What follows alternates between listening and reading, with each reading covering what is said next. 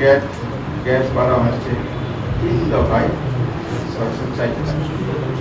দ্রব্যমূল্যের ঊর্ধ্বগতি, আজকে জনজীবন না বিশ্বাস, এই সব মিলিয়ে আরো অনেক কিছু আছে।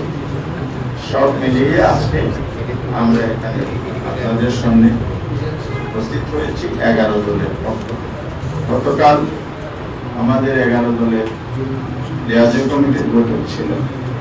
সেই বৈঠকে আমরা সরকারের এই নীতি, বিশেষ করে সীমান্তের ক্ষেত্রে যে পররাষ্ট্র মন্ত্রণালয় যে ভূমিকা পালন করছে, স্বরাষ্ট্র মন্ত্রণালয় যে ভূমিকা পালন করছে, সেগুলো ডিপ্লোমেসি, আরেকটা হলো আমার সীমান্তের সুরক্ষা।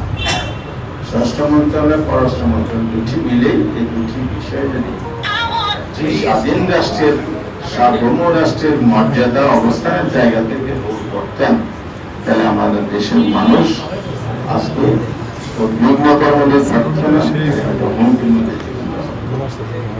এই জন্য সরকারের যে নতজানো পররাষ্ট্রনীতি, এখান থেকে বেরিয়ে আসতে হবে। সমমর্যাদার ভিত্তিতে বাংলাদেশের স্বার্থ রক্ষা করে যাতে পররাষ্ট্রনীতির ভূমিকা পালন করা হয়, এই দাবিতে সীমান্ত হত্যা বন্ধ, বৈষম্য বন্ধ এবং স্বাধীন দেশের মর্যাদা সম্পন্ন পররাষ্ট্রনীতি বজায় রেখে কার্যকর ভূমিকা পালন করার দাবি। পাঞ্জাবের জগতে একটি বিশ্বস্ত নাম শাবাব এথনিক ওয়্যার। দ্রব্যমূল্যের ঊর্ধ্বগতি সহ যেসব বিষয়ে আমরা বললাম, আইন শৃঙ্খলার উন্নতি সহ এই বিষয়গুলোকে দাবি আকারে সামনে এনে আমরা 2 দিন 2টা কর্মসূচি প্রণয়ন করেছি।